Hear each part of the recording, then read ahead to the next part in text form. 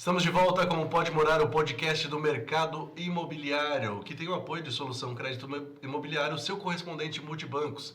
E também Casa do Capitão Gastronomia e Eventos, o seu local para o seu almoço do dia a dia e também para o seu almoço aos domingos e eventos especiais. Também BR Condos, a maior administradora de condomínios do Brasil. Saiba mais em brcondos.com.br. E Mast Soluções Contábeis, a contabilidade da construção civil.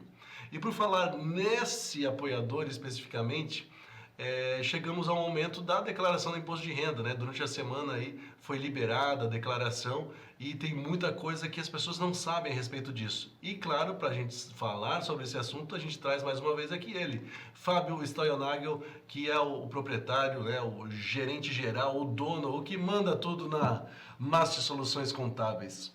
Fábio, seja bem-vindo mais uma vez ao Pode Morar. Valeu, obrigado pelo convite.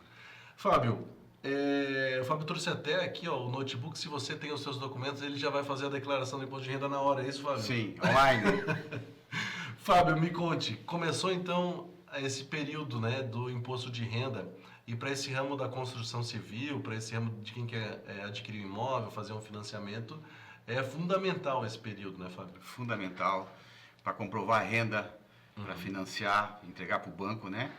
E elaborar a declaração de maneira correta facilita muito na hora da liberação do financiamento bancário. Porque depois se precisar retificar e mudar, o banco já te olha de outro jeito. Já né? tem banco que nem aceita a retificação, né? Tem até um prazo para retificar, depois passou daquele prazo, ele já nem aceita mais a retificadora. Uhum. E por falar na declaração, de uma forma geral, quais são as principais mudanças que aconteceram para esse ano? O aumento do rendimento tributável, né, que passou para 33.888. Então, quem recebe acima disso tem a obrigatoriedade de fazer a declaração. Quanto que é? 33.888. Vamos ver aqui. 33.888 dividido por 12 meses. Isso. 12 meses. 2.824 por mês. Isso. Daí tem a obrigação de fazer a declaração.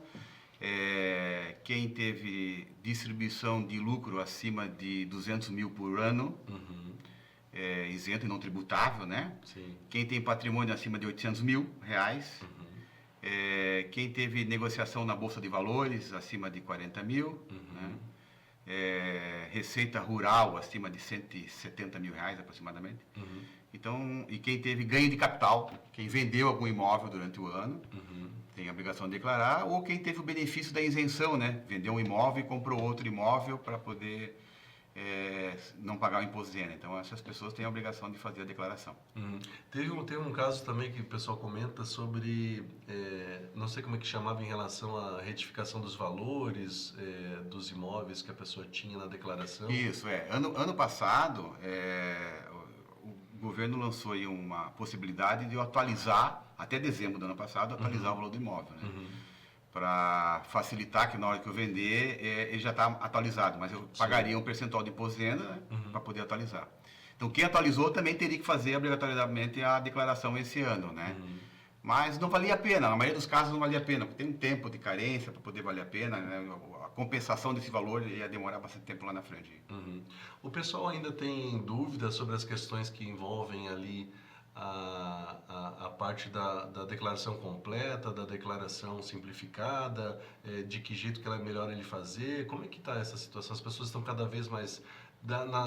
amanhã, né, segunda-feira, vai liberar também, ou já liberou essa semana aquela pré... Não, a pré-preenchida não liberou ainda. É engraçado, né? A Receita libera o início da vigência da declaração, mas a pré-preenchida só a partir de 1º de abril. 1º de abril. 1º de abril, né? A pré-preenchida ela é importante porque você consegue observar se tem algum rendimento que a Receita está enxergando que você acabou, o contribuinte acabou esquecendo, né? Isso às vezes acontece. Ele tem um rendimento dele tributável, que é o salário dele da empresa que ele trabalha, por exemplo, mas ele esqueceu por um rendimento de aluguel que ele recebe. Sim. E se esse rendimento já foi declarado pela imobiliária que está administrando esse imóvel, ele já vai aparecer na pré-preenchida.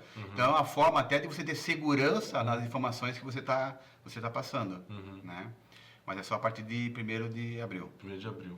Ia falar até sobre uma situação que nem é uma questão de a pessoa, eu vou esconder essa renda porque eu não quero pagar imposto.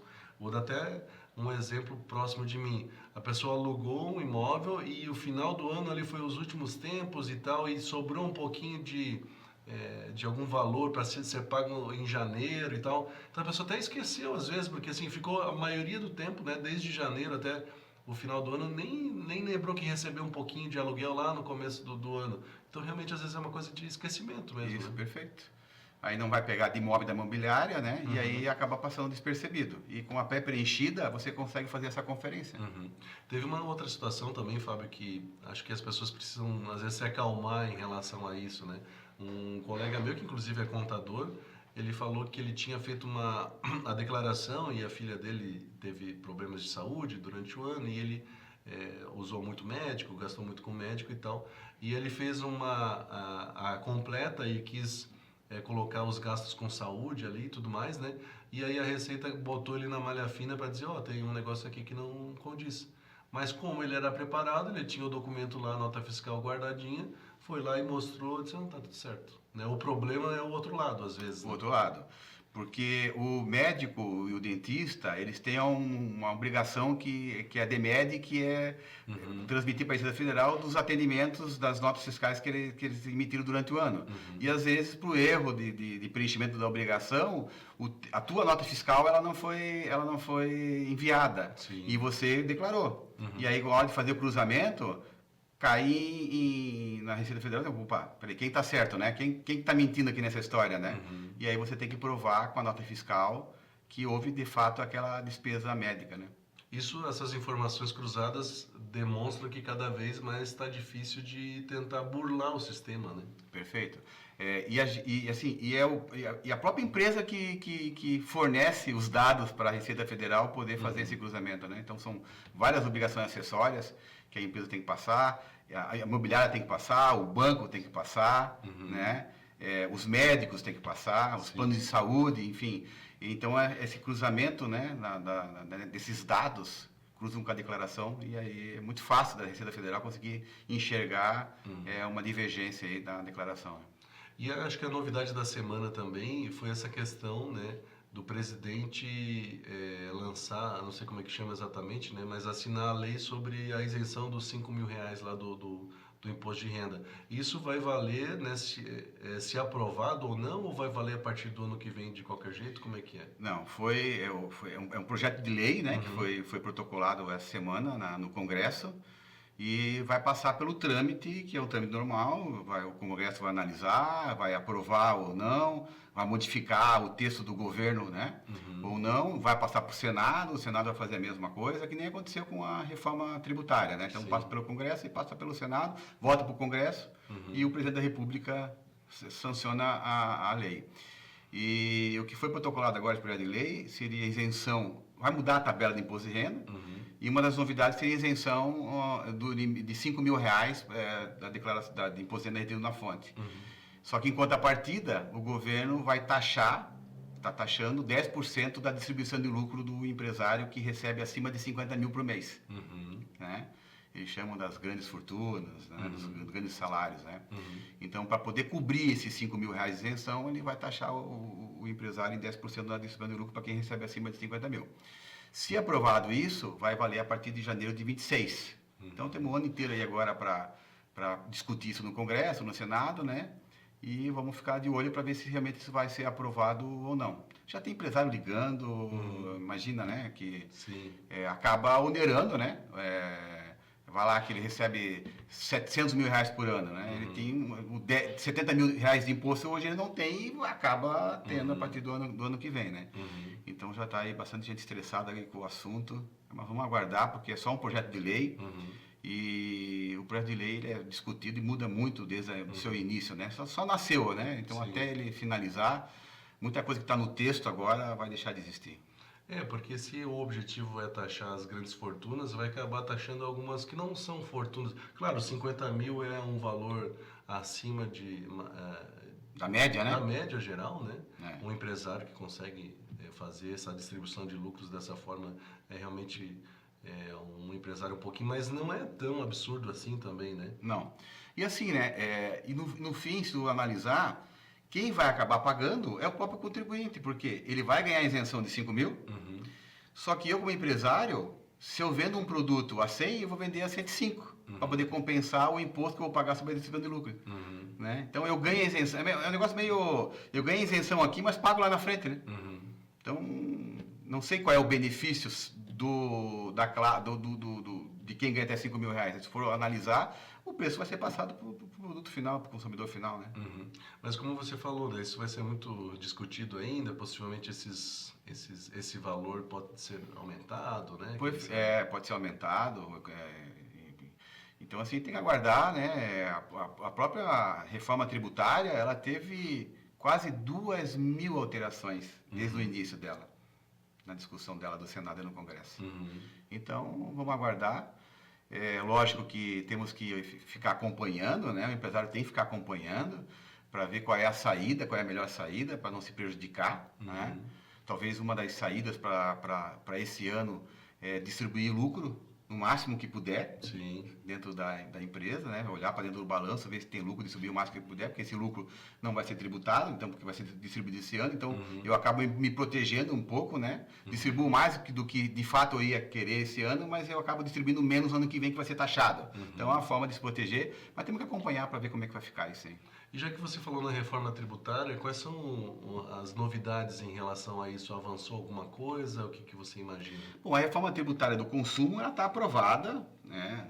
Ela vai valer a partir de 26, né? 27 de fato, mas 26 já vai ter uma alíquota teste.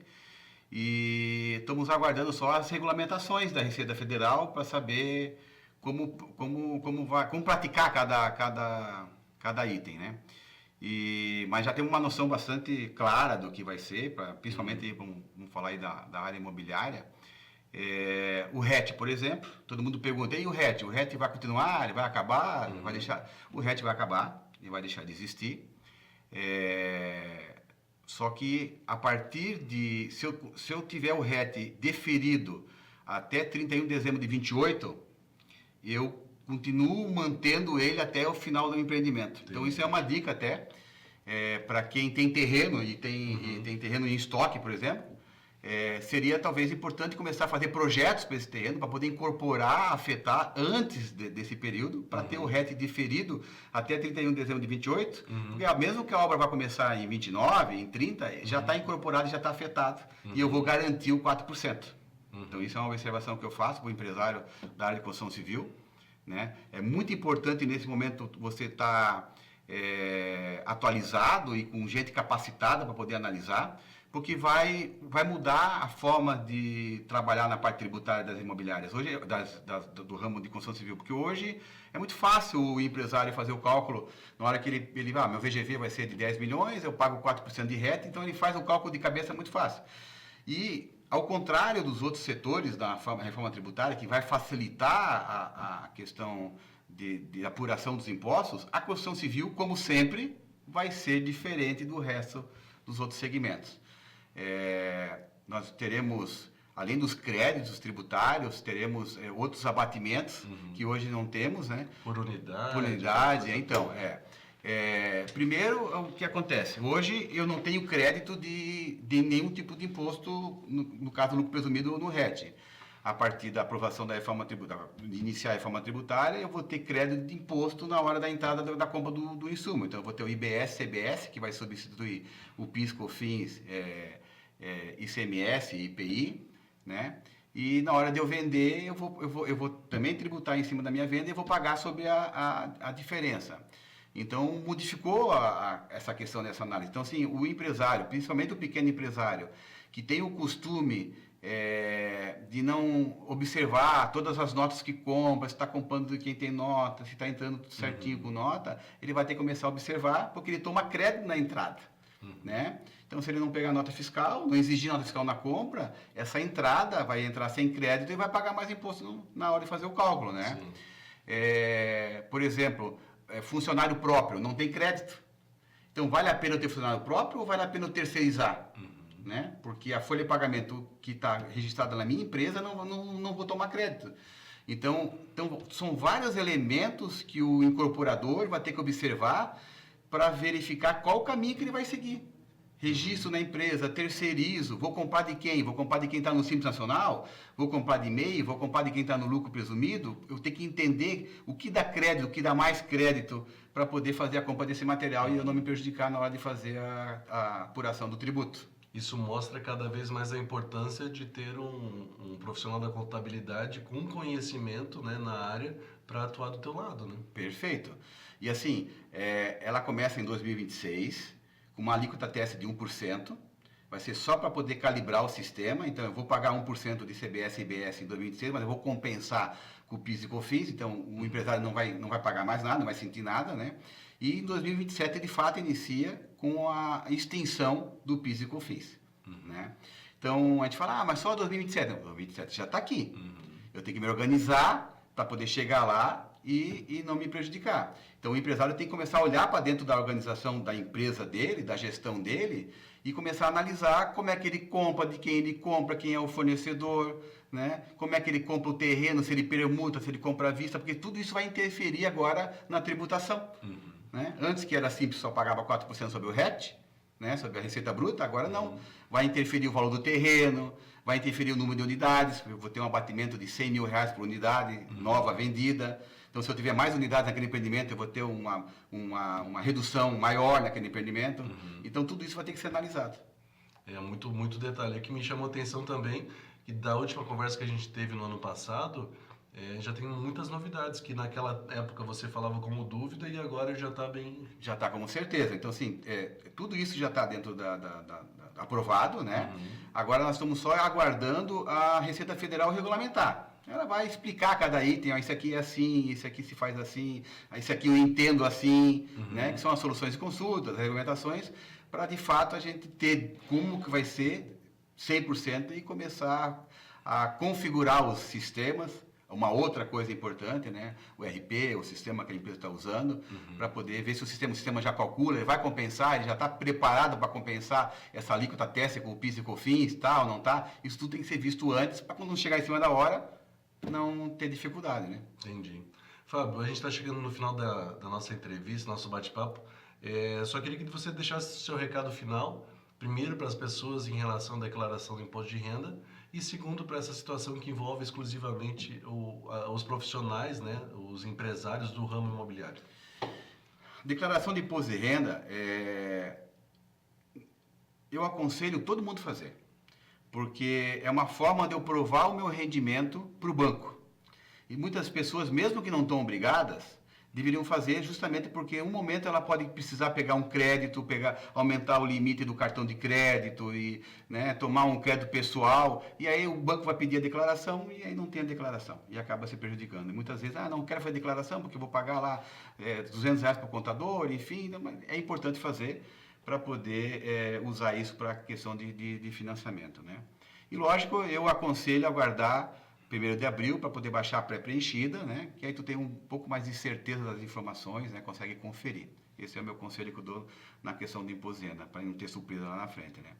E o empresário da construção civil com a reforma tributária, ele tem que, a palavra de ordem agora é se organizar.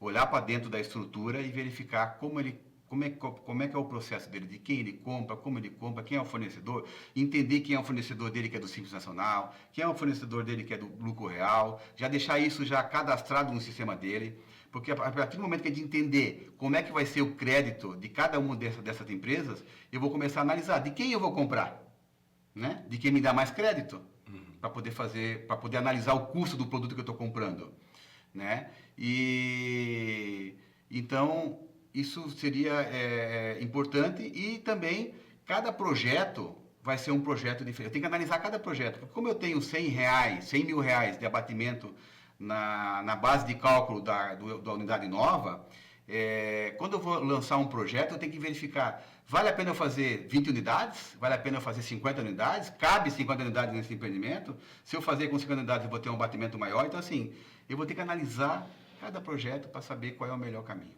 E, lógico, a dica de ouro, que eu vou deixar aqui hoje, que é a dica de ouro, temos até 31 de dezembro de 2028 para poder incorporar, afetar e fazer o RET do empreendimento futuro. Então, se eu tenho terreno no meu estoque, eu já deveria fazer o projeto, entrar com a incorporação e afetação e fazer o RET até 31 de dezembro de 28, porque vai estar valendo para os anos seguintes, enquanto a obra não for entregue, vai estar valendo o RET. Então, assim, é uma maneira de eu me proteger um pouco dessa mudança tributária e ter um pouco mais de tempo para poder me organizar e entender como é que vai funcionar.